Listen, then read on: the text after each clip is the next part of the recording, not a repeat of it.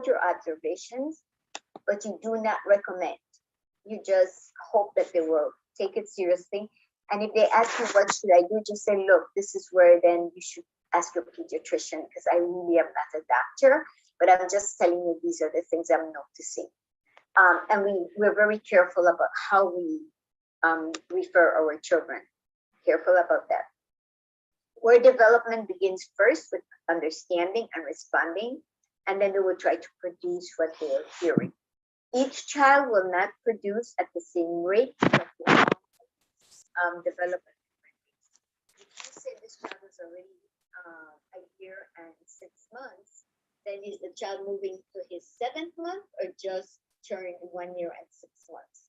So you look at the wide, the video a wide variance. How close to the earlier age or how far away from it. So just like the 3-year-old, the 3-year-old is probably going to start preschool, but that 3 and 8 months is closer to 4.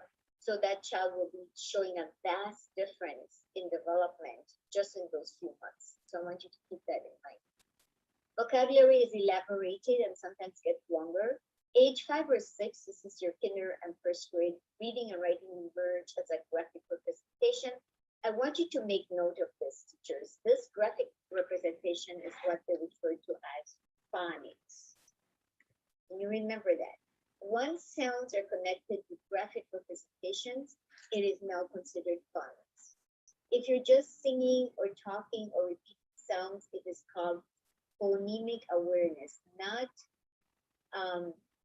phonics. There's a big difference. Once sounds are connected with the graphic representation, this A, and this is the letter A connected with M, now it's phonics. And that's what this is saying here. A definition of children who form a very young age learn language of their family and their larger community. Techniques that work to include them in classroom social interaction and recognize the value of their home language. That is because you will talk about things that could be not being inquisitive about their home life, but things about, what do we do? Do we go to play? Do we go with your brothers, your sisters? What do you do to have fun without asking things that you can jeopardize? Or cause them to feel that they cannot respond. For example, the last thing you want to ask those children is, what did you want for Christmas? That used to be a classic question, and it is so intrusive. It is so not correct, because many children may not even get toys for Christmas. Or where did you go for vacation? How many families can afford to go on a vacation? Instead of saying, what kind of games did you play this summer? You're assuming that whether they went to summer school or the park, they were able to play. So you ask questions that are going to be inclusive, not exclusive. Think about that. You must give children enough time to become proficient in their second language if their first language is not English. Okay, don't disregard the fact that languages are acquired at different levels and stages in one's life. If we are going to include explicit vocabulary instruction, it means you are teaching purposefully particular vocabulary, because those vocabulary words will be either introduced in the story or in the lesson. So you are explicitly introducing these vocabulary words, whether you're talking about farm animals, city life, science, social studies, it does not matter. So this is what we're doing here. And you don't want to introduce for young children more than 3 or 4 words at one time. And that's where you start creating a word wall. Okay, so we're going to move from first language to the second language, depending on the amount of English that the children come with. And if it's nil, then we start thinking about ESL, which is not something we're thinking right now. You have what is called the dual language learning. This we need to understand. The definition is the ability to speak a language other than one's native language with a degree of fluency. The second language will occur in two general ways, simultaneous and successive. What does this mean? It means that when you're teaching a language, you will teach it in all the entire language in that in you will be teaching in the entire session in that particular language, include French, Spanish, or whatever. I'm an English speaker, so I'll be immersed in learning Spanish. So I need to ask questions in Spanish. I'm going to be responding to in Spanish. Once I go back into my English group, I will be only spoken to and responded to in English, and vice versa. They have done so many studies, and they do believe that dual language is a lot more effective than the transitional bilingual education programs that we used to always have. But it requires a lot of money because there has to be two teachers per grade. For example, if you have first graders and one is a Spanish speaking group and the other one is an English speaking group, once the English group moves over to the Spanish classroom, the Spanish classroom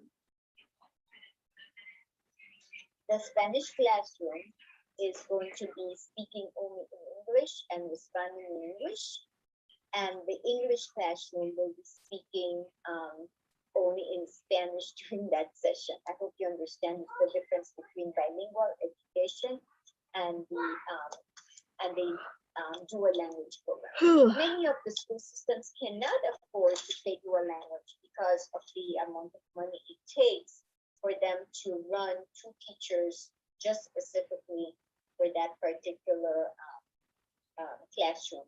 So I do want you to think about it. There are advantages and disadvantages, and I just want to make sure that you understand the difference. Okay? All right, so we move on. All right, we go on to the other slide.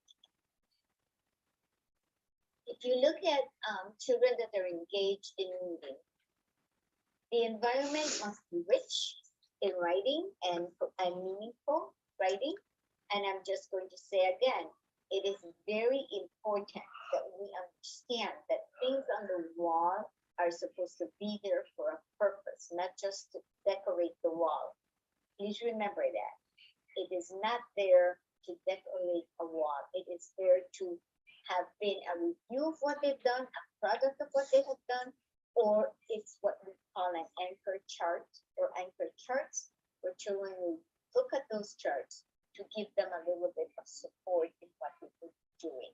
So everything in your classroom should resound, should exude learning, review, or something to help support their learning. Okay? We have all types of books and stories. Today we're going to talk about one specifically, as I will assign you to a book and give you some ideas that I need to develop. Have plenty of books and supporting materials in the classroom. You don't have to worry if you work in a public school system, even in a private school. We put aside a small percent, or a substantial amount of money for every classroom to have a library, and principals are held accountable for that when they are visited by the district. So it's not like they're doing you a favor; they have to. Well, it's expected of them to have classroom libraries. You do want to divide them according to genre and, of course, reading levels, but you need to have books in the library where children can sit and enjoy silent reading without them feeling that you are giving them assignments to read because you're giving them questions regarding the reading. It's called, I think I mentioned it to you, SQUIRT, Sustained Quiet Uninterrupted Reading Time, where they can just enjoy reading a story. Okay. So we look at the other assignment here, the other slide. What is the process of literacy and where does it begin? It begins before a child is 6 years old. The processes or the process are the what? The phonemic awareness, listening to the sounds and symbols, and having children receive language, even if they cannot express themselves yet. So as they are learning language because they're listening to language, it's a concurrent thing that is developing because they're now able to understand. If you have taught your children enough vocabulary or they have acquired it, and once you get into the seventh language experience approach, which we call the LEA, we are writing what they're saying. Then the child is making the connection and the relationship that what I said, my teacher wrote, and then what the teacher wrote, she read back to me. So we are concurrently doing three things at one time. I said it, she wrote it, she read it back to me. And then the child, as the child starts to learn how to read, putting sounds together, words together, sentences together, that now is the automaticity that occurs after the child's first experience in learning how to read. And we will start that from postnatal. Many studies have said that it is also prenatal, where before they're born, they can hear the voices and the sounds of their mom and their surroundings. How will they develop it? By listening, speaking, and then of course this will come later on as they have learned how to read. We're moving on. Awareness and exploration.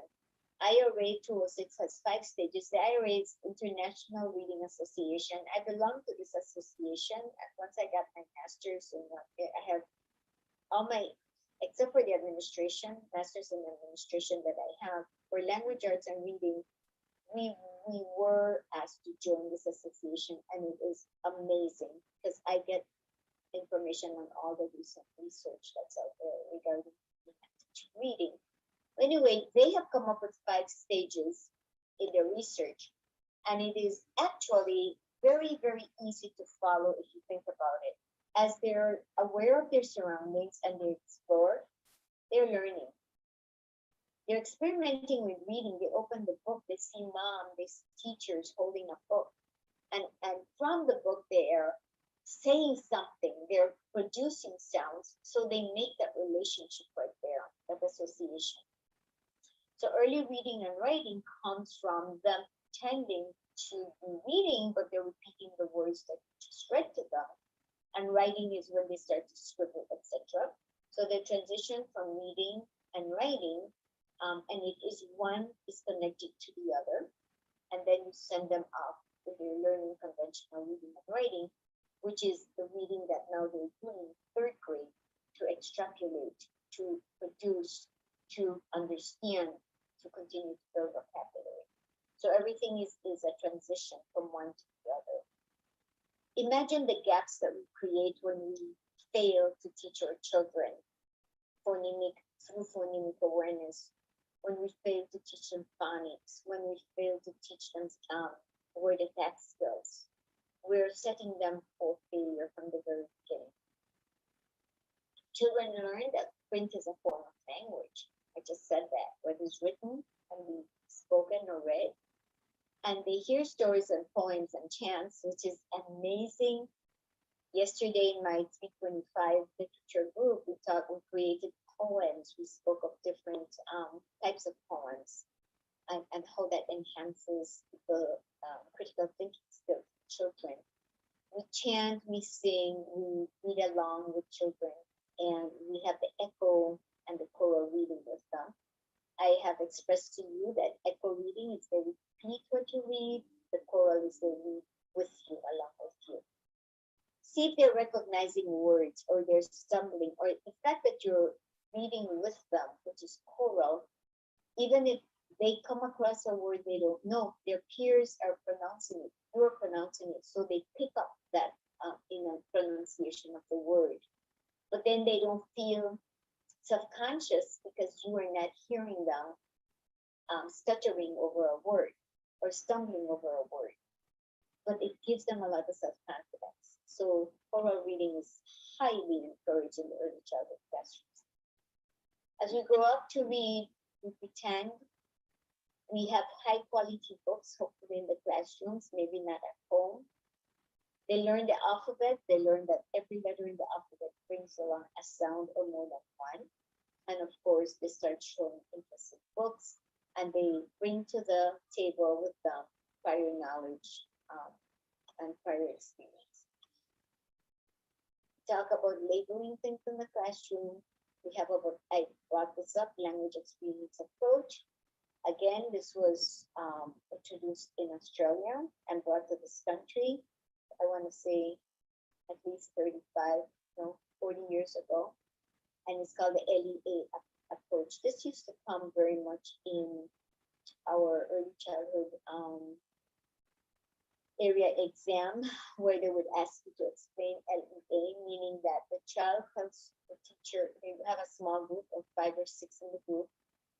Children are telling you stories, or after having had an experience in a field trip, etc., at the field trip. And as the child tells you a statement, you write it down and you read it back to them and have them read it back.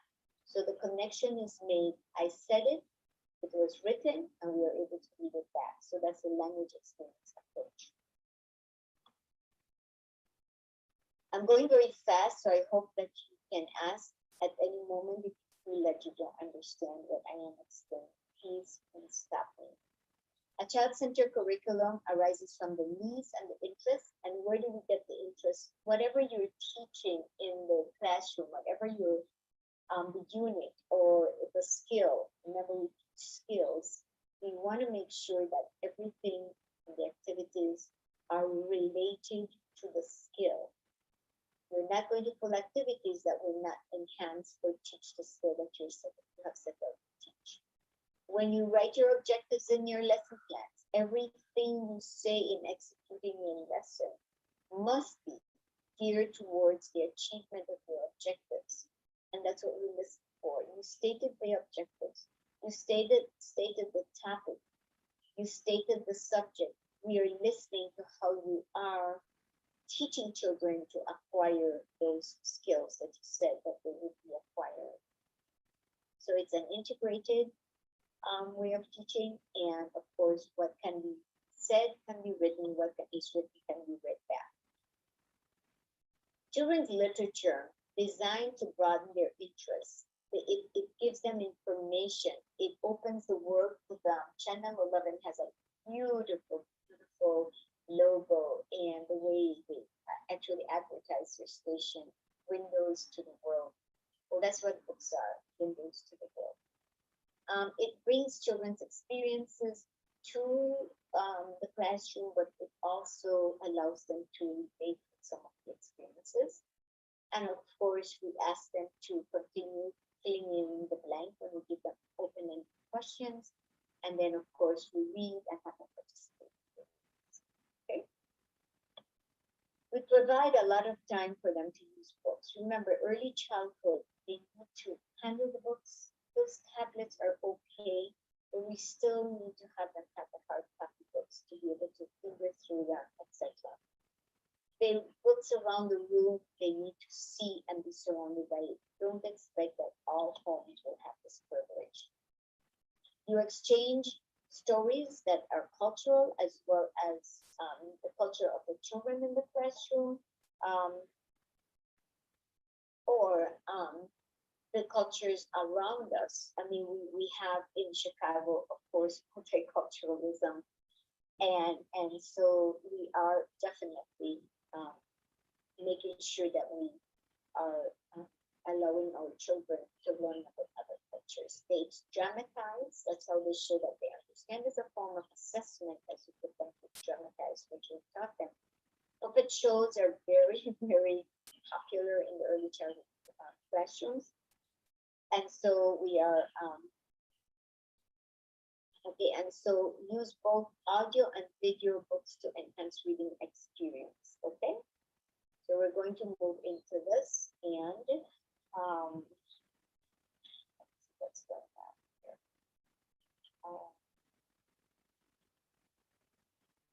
Okay, right. I think one of the students couldn't get in. She said no. What are we? The expressing language. Language is expressed by actions, by their body movements, by using grammar, and by describing, of course, and drawing it, and writing down what they understand. So we express ourselves in many ways. gestures, spoken words, and that's what this is talking about. And here we go with, um, so here, children need an envelope of language. It means that they need to have a large resource of vocabulary words that they can use, because if they can talk about it, they can put it on paper and they can explain themselves very, very clearly. So, any questions so far? Adults should know the individual child. We always say get to know each child in your classroom. What language is their first language? And you should always be aware of the use of their language. How often do they practice English, or is it not practiced? Um, uh, so this is a very important. So I want you to look at what I just reviewed with you and ask me questions. Some of these are just such a quick review of what I've already explained to you, using finger plays, routines, transitions, etc. And we, of course, we understand that children learning a second language are not all going to learn it at the same time, and we don't want to classify them as having a disability. And they will develop language in their own way. I want you to talk to me and tell me if you understood what you got from this chapter. If you would please, while I look for the other materials in the book that I will read with you. Talk to me, please. Hello? Yes, this is Latoya. Yes, that's I all. understand what you're saying. It's just like it, doing reading time, you can read a book to the children or whatever, and tell them they listen to ears on. So when you're done reading a book, they can to see it, are they really listen to see if they understand the story, see what happened, and that also plays a part of their language, even though they might not be pronouncing the words right, you right vocabulary, the right vocabulary. We as teachers, we can understand. We know what they need. But Yes. Okay. and and far as like some kids, they try to say the words. Some of them would have the knowledge to try to sound the words out to be pronouncing. I want for them when we as teachers step up to try to help pronounce the word by sounding each sound out for them. Okay. Now that part is what we call the word attack skills that we teach as of second grade. The first kindergarten and first grade, they're learning their sight words, right? So we want to make sure that we cover their sight words that cannot sound it out. And we've talked about the those basic list of words. Those are very important for you to know. They must know those words. Once you know that they learned that, then you teach them the word attack skills where phonics come into play. Elevator, but they first that you can sound out, but the word about cannot be sounded out. So there's a whole list, and it behooves you teachers to get the notes list for every grade level. You can download it and prepare. If you have children of your own, you should be going through those words at the level that they're at. For every grade level, you have a Dolch list, which is also considered a called high frequency words. Once they've known that, now we're going to teaching them how to attack those words. But to attack the words, they will have already learned the sounds of the letters. They have learned that CH coming together can give them ch sound, or SH sound. IGHT is silent, so bright is not a word you can sound out. It's a sight word because IGHT cannot be sounded out. So you have to know that words that can be attacked will not be attacked unless they have learned the sounds of the letters that come together. Okay. So when you attack the word, would you use like breaking the word down into syllabus? Yes, syllabification. Yes, it is very true. Yes, and I'm glad you asked me that. But for them to, excuse me, for them to break out a word into syllabification, if they have not learned the combination of sounds and letters, they won't be able to do that. So we call that word attack skills. They learn the sight words, they cannot be broken down. But now they have learned that if I put car The onset is C, and the rhyme are IME. I think I've brought this up before. Onset and rhyme. That's one of the strategies you have to teach students. Onset and rhymes, and it's not RHYME. This is in language arts. It's called the onset of the word and the rhyme. So if I say cat, P is the onset and at is the rhyme. And as soon as you top them, that P has the sound and come together to give you at, you have taught them the sounds of the letters. Prior to that, children will tell you the alphabet and you will believe that, oh my goodness, they know their alphabet. They do not. They only know the names of the letters, okay? So once you have taught the letters and connect them with sounds, you are now moving them on to putting those sounds together so that they can attack words, okay? People is a word you cannot sound out. But they know that P and E coming together will be the P, and they won't be able to say, oh, the English is a very tricky language, but the LE is going to be there. If they have heard the word people, listen to what I'm saying, they're associated with the word people. The minute they now see PE and they're following with the letter P, they will extrapolate the word people. But if it's not a word in their environment, they're not going to be able to decipher it. That is called using context clues. But yes, you're right. The children will learn in second grade now how to attack words because you have taught them the sounds, the letters. If you have not, it won't make sense to them. You have, give me a word, banana. That's a very easy word to learn. B-A-N-A-N-A, right? Banana. So they had to learn that and A come together is ba. So it's fun to teach them word attack skills. And then there comes the syllabification when you have them clap with the sounds you're saying and they're enunciating for you. It is a fun way of teaching reading to young children, but you need to know how to do it, the methodology, and the sequence and how it occurs. When children come to you and they know A, B, C, D, E, F, G, they only know the names of the letters. Your job is to teach them the sounds. And in English, there are sounds and several sounds for the English language. And I have shared this with all of you. The English language, I'm going to connect my computer so it's going to go on. The English language was what? Adapted from many, many languages in the world. I thought I don't know if I didn't talk to you about this or I talked to the 4th class group about it. And it's called the etymology of words. Forgive me if I'm repeating myself. I don't know if I clarified this to you. But the unabridged dictionaries will give you the word and will tell you the etymology. Where is it from? Is it from, yeah, my dad just connect. Is it Greek? Is it Arabic from? All of our words, remember what I'm saying, came from another language except the only Anglo-Saxon words that we truly own, teachers, are the words that end in a Y and compound words. Policeman, family. Every other word, if you look up an unabridged dictionary, will tell you where that word came from. And that's called the etymology of words. We're very fortunate now. I don't know if we're fortunate or being left out in learning this, but California and some of the states down south, far south as well, will hit when they test teachers, because they test, they must know etymology of words. In this part of our country, we don't ask teachers to know. When I was being educated to become a teacher, I needed to know etymology of words.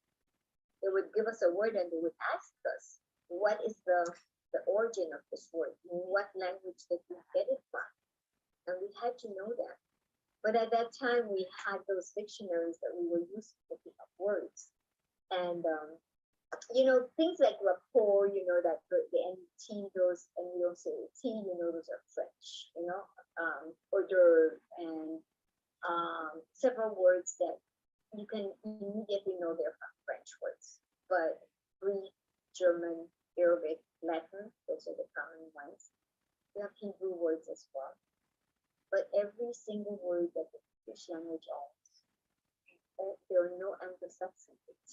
The only Anglo-Saxon words um, are those that end in a Y and not one. So that's something new that you may want to remember in your teaching. Do we have any other questions that you want me to clarify? I'll be happy to do that now. Or I will continue. I'm missing Yesenia Leon. Are you there, Yesenia? Have you joined me? Hannah, I see that you joined us. I'm still missing. I'm here. Hannah. Okay. Yeah, Hannah, I see you. I'm missing Mandy Min Chen. And I'm missing. I'm here. Mandy, you're there. Okay. And I'm missing Yesenia. All right. So, do you have any questions for me? Because I can go on and on. I hope to talk about language arts, but then I have to remember that my students may not, you may not be quite familiar with some of the stuff I'm explaining. So please interrupt me. I'm glad, Latoya, I like questions, and I want to hear more from others as well, because then I know that I'm sure you're understanding. I do take it for granted that you are or don't ask questions, but that's not necessarily so. One of the ways I can tell you that I am sure you're listening and understanding is sometimes, Miss Master, please clarify. If you don't need clarification, that's fine. Okay, so let us talk about the steps to follow when you shared reading process. You're constantly going to be reading to children, because I just talked about children hearing language, listening to language. One of the ways is that we, from postnatal, we're holding a book and rocking a baby, and we're singing to them, and that's for me. We're reading to them with beautiful expressions. Well, as they get older, they're also looking at picture books and turning a picture to the pages. So one of the things we want you to do is select a book to read. Make sure that what you're selecting for you to read to children, they will have the interests that you should be. It could be fiction, non-fiction. It could be a combination of fiction and non-fiction, but something that would be developmentally appropriate practice. We call that the depth, that it would be at an understanding level of children. Now, as they get older, let's say in third grade, we can read a book that is a fifth grade level to the third graders, and they will understand it. But if they're reading a fifth grade book with you, which is read along book, it'll be a challenging frustration level book for them. But if you're just reading aloud to them and they're listening, you can do, and research tells us, 2 years ahead of their grade level. Don't misunderstand me. Island of the Blue Dolphins. If you're not familiar with that book, it's an awesome book for third graders. Just a fourth grade book. But Island of the Blue Dolphins, it's also a fifth grade book. It's very much instructional level for fifth graders. It won't be frustration if the children are at that grade level, right? If children are reading a third grade and they're in fifth grade, the Island of the Blue Dolphins will definitely be a book that is at the frustration level for those children that are still at third grade reading level. You understand what I mean? In the instructional level is that children are reading at fifth grade level. So Island of the Blue Dolphin is a good book for a classroom. If you chose a book that's for seventh grade to read to the fifth graders who are at fifth grade level, you will not frustrate them because you're reading to them. You understand, right? If it's a class read though, you don't want to go to 2 years above their grade level. I hope you remember that. That's research and reading. So we look at books that will be of interest to them, and that it will be a variety of genres. It would be fiction, non-fiction, reference books, informational books. Today, the state of Illinois requires that our classrooms are equipped with a variety of genres. We introduce the book in the way that the semester has explained to all of you. We don't start reading a book unless we elicit prior knowledge. We have them look at the cover of the book. We talk about the author, the illustrator. We talk about what they may know or not may know about that book, in terms of if if it's informational, especially, and if it's just a story, a fiction, you can try to introduce some vocabulary words just to make sure that when you come across those words, when they come across, they will understand them. Okay. Then we have the showing of the cover. They don't forget that some books have indexes. We tend to not look at those indexes. You must show them what an index is. It gives you the title of the chapters, the page you can find it. And before I start teaching before I cover classes with you, I look at my PowerPoint, I look at my two resources, and I crosswalk towards your textbook. And of course, I look at the indexes to find which chapter in your book matches my chapter in my slides. You see? So we're always crosswalking with our information to make sure that our class is rich, our lesson is rich, and that we are covering what we should cover. So in the book, you're going to make sure that if you have big chart paper, yeah, on those easels, I don't know what classroom does not have an easel, and you're writing some beautiful words that they will come across, big things with them. If not, it's your pocket charts. Amazing. I never want to walk into a classroom that doesn't have pocket charts. You're fortunate enough maybe that you have a whiteboard or a smartboard and you can write on those and erase them very quickly without damaging the boards. That's what they're made for. So there are many, many resources you can use. I like that the pocket chart has the words sticking them down on an index card that you work because they can be manipulated, they can do sentence structure with them, etc. And as you read the book to the children, I have seen one statement by some crazy author that said, don't show the book as you're reading it to children. That is so preposterous. Whoever came up with that, you just hold the book and you face the book while you're reading. No, do not follow everything that you hear. Someone will come up with some crazy ideas. You know, as the children are watching you and listening to you reading, they are following on the pictures. So they're making visual connection, auditory connection, and of course the verbal connections. So if you come across one of those crazy researchers that said, don't show the picture of the book as you're reading to children, please ignore that, okay? You want to read the book again because the first time we read, for them to develop, to hear the vocabulary, to get the theme, the plot of the story. Now we're going to present questions. So let's go back to page 1. What happened in this page, on this part of the story? What do we recall? They will be looking for picture clues. That's inciting conversations with your children. And they're so into it because you make it interesting for them. And so you're going to extend and enrich the story, have them talk to their buddies, buddy talk, and they're coming up with ideas and recommendations and something that they will share back with the class. Again, you want to please write these down if you have a paper with you. Your children must be engaged in the storytelling. They should be exploring. They should be able to explain what you just taught them. They should be able to extend, talk more about the story, and then you can evaluate them to see how much they have learned. In evaluating your students, you're not catching them not knowing. You're catching them with what they have learned. And one way of doing it is you have performance assessments. You have which they will act it out. You will have maybe a little skit. You're going to have them get up from the carpet and act like the elephant does or the kangaroo. You're engaging them, and that is also a form of assessment. By the way, it is encouraged to have them get up after 5 minutes of listening to a book and do some form of activity that's relevant to the story, or just doing the stretching, etc. Because their attention span is very, very short.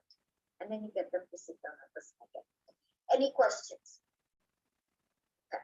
I want you to write this title down because you're going to get it from me in about 10 minutes in your emails. It is called, the book is called, again, let me find the author. The Biggest Pumpkin Ever. The biggest pumpkin ever. There's no pumpkin. And the author is Stephen, Stephen, S-T-E-P-N, not S-T-E-P-H-E-N. And I want you to look up that book because I'm that will go with them. I don't want you to forget keeping up those standards. Once you have that, what I'm going to do is post a picture. What I will do, I can't scan for you because I don't have a scanner at home. I have it in my office. And take a picture and send a way of uploading it for you, send it to you. Because otherwise I'll just have to type it up. But I want you to look up 3 standards that will go along with teaching this to this book. So you're going to actually, and I'm going to show you a Venn diagram that goes with it right now. So I'm going to ask you, get that book, download it, read it. And then I want you to connect 3 objectives that go with it. That's all, 3 objectives. And the learning objectives that I want you to write the words out, I'm giving it to you already. K.6 capital A. If you look that up into ISB's standards in language arts, look for what K.6 capital A talks about, and you write out the words. Attach the words to those letters and numbers. When I, again, give you the 3 of them and ask you to ask me if you don't understand. The next one I want you to write, the other standard is capital K dot 8 capital A, like for apple, capital A. Again, K dot A capital A, that's your second standard. Write out what it means, I'll give it to you. The third one is capital K dot 8 capital B as in baby, capital B. Now, those 3, I would like one person to ask me if, or to repeat it so I know that you got it. Let's go with, I have heard that, Toya. Diana, can you talk to me about those 3 standards I just gave you? Hannah? Yeah. Can you repeat those? I don't remember. I'm sorry. If you were supposed to write them down because that's part of your assignment. Oh, I'm sorry. I was completely not paying attention, and that's my fault. I'm sorry. Somebody, Evie, can you please repeat them? Yes, we're looking for 3 objectives for learning strategies, and they are K.6-A in IS. Not dash A, not dash A, my love, just 6A, capital A. 6A, okay, sorry. And that is in the ISB language arts. We're also looking for K.8A and K.8B. Good. And all you do is look them up and write the statement that goes next to it because it's reconnected to this book. And I'll give you an example of one that you don't have to look up, so you know what I'm asking. So if I had given you K.10B and you look that up, it will tell you retell important facts in a text, heard or read. That's what the ISB would tell you. Just looking up those standards and numbers I gave you, and write the words that go with it. I'll give you another example. If I had given you K.14A, it would be dictate or write sentences to tell a story and put the sentences in chronological sequence. You would be writing that for me.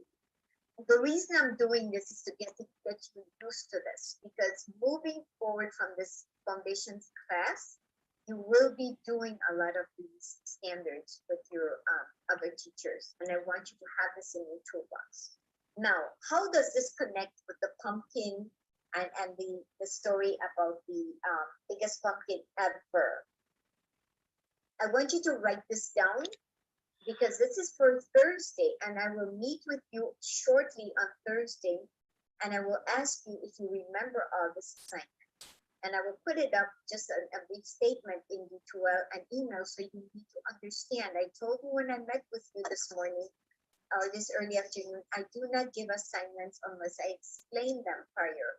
But I cannot do more than explaining it if you're not taking notes and listening, right? We're university students. Nope. So here we go.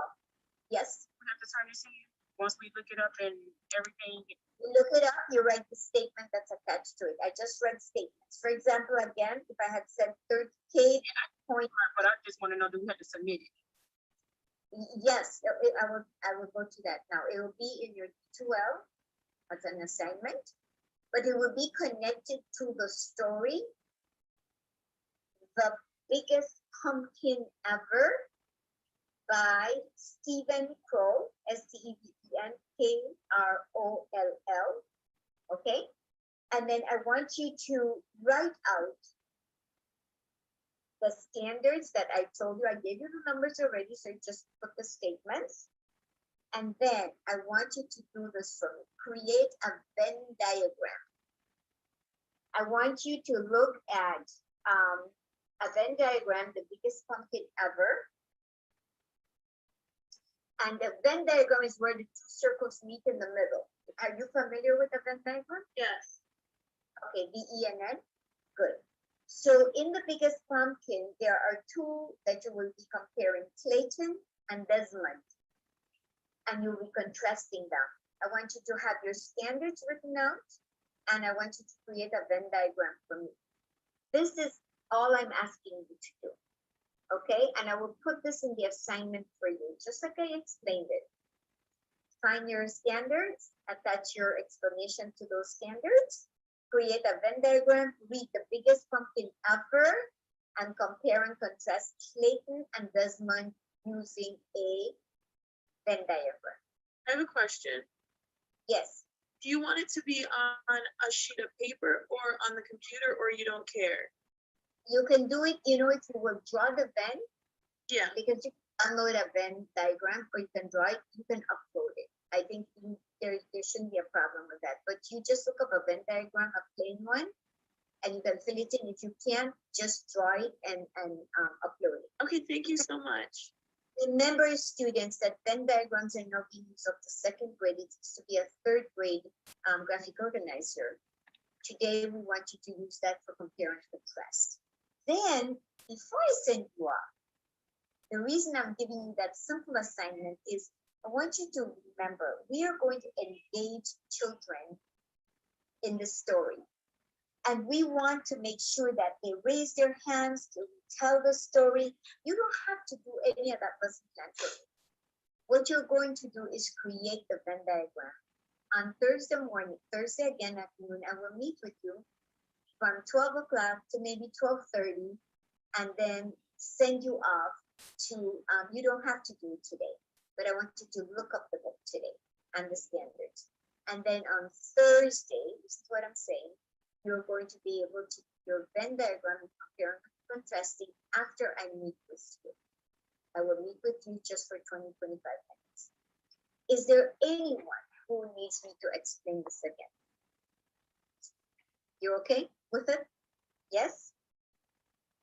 Any questions from Ms. Lester? So for right now, we're just doing we're looking up the standards, right? For right now, and then the book. And the book, that's all. That's not what we're doing for right now. Venn diagrams will be done on Thursday. Yeah, don't send anything to me now till Thursday evening, Friday. Friday will be the last time, but I would send you off to work on the Venn on Thursday after you have told me what your net numbers are in terms of your standards. I'm trying to walk you through step by step with things that you will be left on your own moving forward into your other classes. Okay, and I have promised Rachel, our chair, that because I do foundations classes a lot, that I will make sure that you are familiar with teaching to the standards. Okay, Is that clear? Yes? Yes, Professor. All right. After that, then I will go over additional stuff that we could do with that story. But for Thursday, what you will bring to me for those 20 minutes, don't do your very when they're done. Just tell me your explanation attached to those numbers and standards, and then look up your book, find the book, the biggest thing ever. Read it. It's a very good book to teach comparing and contrasting and vocabulary development. And of course, I have a sample of a child who is now writing in reporting what he or she read about something. But please don't do it just as an assignment. Enjoy it. Okay, I'm breaking it up into two parts. You prepare for me for Thursday, and then Thursday after I greet you and make attendance, I'm going to send you up to page of Venn diagram, and you will have enough time to create it. Any clarification from Ms. Master? Are you okay? Yes. Did you learn something today? Please tell me that you did. That I was not just talking for the sake of talking. You did, all of you. Okay, thank you. Those who didn't respond, I hope that you have. And again, let us enjoy what you're learning now because it's your foundation. And start your toolboxes. Everything you're learning from this class, you will have to revisit as you move ahead. I have the 325 course that I'm teaching, and they took this foundation class with me, and they're using their notes as they're responding and engaging in writing poetry and stuff with me. And that's the course I teach Monday nights. I will ask you if you have nothing else or any concerns from this semester to please enjoy the rest of your afternoon. And I want to thank you. I'm sorry I missed Yesenia today. I will ask you to enjoy the rest of your afternoon. And when you have a chance before. Thank you, Professor. You're very welcome. And thanks again. Any questions from me? I'm gonna put this into 12 as soon as I can for you. Okay, the title of the book, and I'll remind you so that you This is a book we just have to read it. you read it and familiarize yourself with it because we're gonna do an activity on it. It's one book, but I'm not sending you to one other lesson. And I promise that you all will only go to one lesson plan. But our teachers or instructors at the are telling me that students are still having trouble with their teaching to the standards. Now they're doing it 20,000. And it's my responsibility and our responsibility of every professor to teach you all that you must teach to the standards, because that's how the state of Illinois works as for children. Okay? Okay, thank you. Have a wonderful afternoon out. Thank you for being here. Thank you, Professor. You're very welcome. Thanks for joining me today. Professor, I have a question. Sure, Jason. Could you repeat the learning standards you want us to go over again? I only have K.8. Sure. So I'm gonna put them in